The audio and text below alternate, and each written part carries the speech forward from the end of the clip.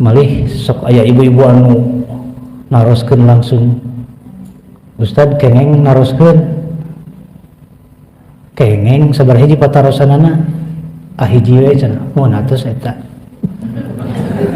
padaran danget ayeuna oge ieu teh bade anu rumit nu sulit bade nu babari ibu bade nu babari wah sulit atuh nerangkeun babari mah sabab anu babari mah kudu kaharti gitu tapi cek ibu teh anu rumit tah gampil sabab mereka harti rek henteu anu rumit mah enteng kene anu rumit bahasan nya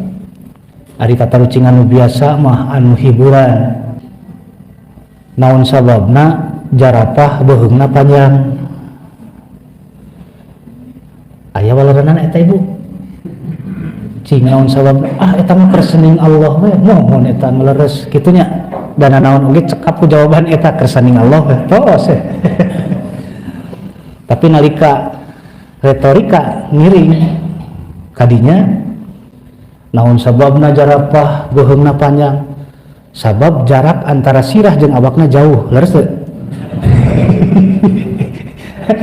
dalam deket mah moal panjangnya